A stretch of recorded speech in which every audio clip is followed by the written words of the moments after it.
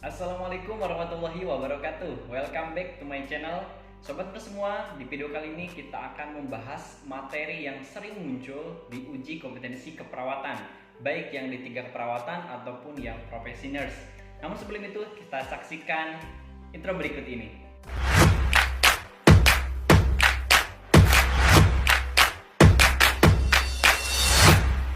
Pengalaman saya bos kemarin mengikuti kegiatan uji kom, memang secara garis besar gitu ya, yang paling banyak muncul di uji kompetensi itu adalah diagnosa keperawatan dan etika keperawatan. Itu memang banyak tersebar di semua departemen, di KMB ada, di anak, maternitas dan lain-lain, banyak sekali gitu ya. Untuk diagnosa keperawatan saya sudah kupas tuntas di video-video sebelumnya, jadi teman-teman yang belum nonton silahkan tonton dulu. Dan karena di video kali ini saya akan membahas khusus untuk materi prinsip etik keperawatan. Bagi teman-teman yang ingin menguasai prinsip etik keperawatan, jangan skip video ini, tonton sampai selesai bos ya, biar teman-teman gak gagal paham. Prinsip yang pertama apa bos? Teman-teman bisa catat. Yang pertama adalah prinsip otonomi. Otonomi itu adalah menghargai hak pasien. Contohnya kayak gimana? Contohnya pada saat kita melakukan inform consent. Kan pada saat kita melakukan inform consent, kita menjelaskan prosedur kepada pasien, kemudian kita menanyakan endingnya gitu ya, apakah Bapak bersedia untuk dilakukan tindakan. Nah, keputusan itu kita serahkan kepada pasien, kita tidak boleh memaksa. Itu adalah contoh dari otonomi. Kalau di contoh soal hukum kayak gimana? Biasanya kayak gini. Seorang perawat A sebelum melakukan tindakan keperawatan, perawat A melakukan inform consent terlebih dahulu. Prinsip etik apakah yang dilakukan perawat A tersebut?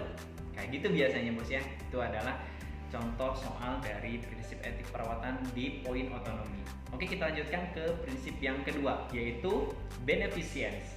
Prinsip etik yang kedua ini, beneficient, itu kata kuncinya adalah berbuat baik atau ada manfaatnya bos ya buat pasien. Contohnya kalau kita melakukan tindakan keperawatan, kita memberikan edukasi juga kepada pasien gitu ya. Edukasi tentang apa? Contohnya edukasi tentang perawatan luka atau tentang TB gitu ya. Kan kita itu berbuat baik, memberikan informasi ilmu kita terkait perawatan luka. Kan ada manfaatnya juga bagi pasien. Pasien bertambah pengetahuannya tentang perawatan luka atau tentang TB-nya gitu ya. Jadi untuk prinsip etik yang beneficient ini intinya adalah kita berbuat baik pada pasien atau ada memberikan manfaat bagi pasien gitu bos ya. Kita lanjutkan ke nomor 3. Prinsip etik yang ketiga yaitu non-maleficent, artinya tidak merugikan pasien. Berbeda konteks dengan yang sebelumnya. Kalau sebelumnya itu benefit, memberikan manfaat atau berbuat baik. Nah, kalau non-maleficent ini kita tidak boleh merugikan pasien. Ya. Jadi contohnya pada saat kita contoh soalnya gitu ya. Seorang perawat untuk mencegah pasien terjatuh, perawat A memasang handrail di tempat tidurnya. Nah, itu prinsip apakah yang diterapkan? Atau bisa juga dibalikkan.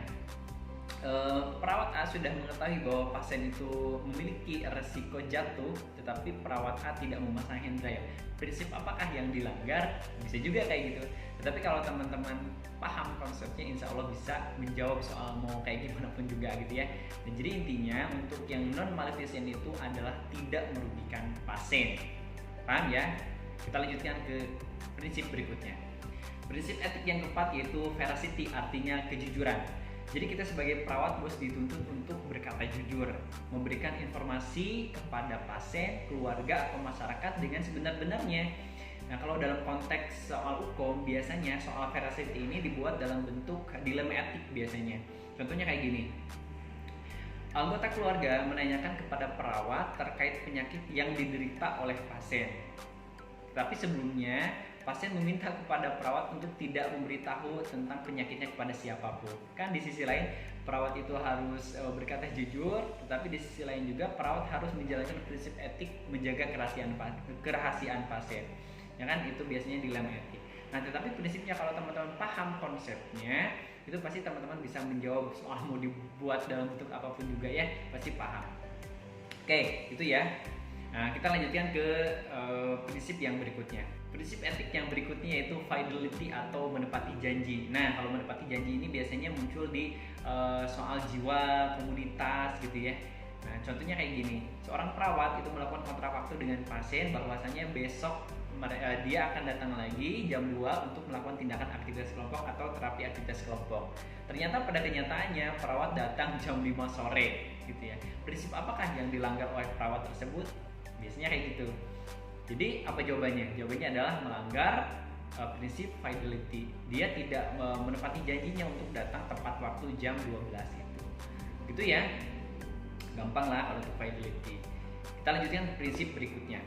Prinsip yang berikutnya yaitu prinsip confidentiality atau menjaga kerahasiaan pasien, bos. Jadi kita sebagai perawat harus wajib menjaga rahasia pasien. Jangan sampai kayak kasus yang kemarin, itu kan ada perawat yang masang kateter kepada pasien yang itu masih berondong atau masih muda dan diupload di media sosial. Itu kan melanggar privasi pasien, itu tidak boleh. Atau teman-teman mendapati kasus pasiennya itu mantan teman-teman, dan mantannya itu memiliki penyakit HIV contohnya, kemudian sama teman-teman disebar ke media sosial, itu gak boleh ya, itu adalah rahasia pasien. Kayak gitu ya. Kita lanjutkan ke prinsip berikutnya. Prinsip berikutnya yaitu justice atau adil.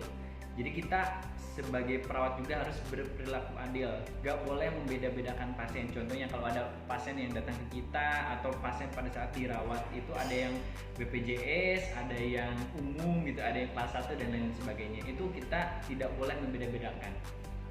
Nah itu bos ya untuk contoh soal justice atau keadilan. Kita masuk ke prinsip yang terakhir yaitu accountability. Artinya dapat dipertanggungjawabkan. Contohnya kayak gini. Seorang perawat melakukan tindakan sesuai dengan SOP. Nah, SOP itu kan dapat dipertanggungjawabkan kan ya. Karena standarnya kayak gitu. Itu adalah contoh dari prinsip accountability.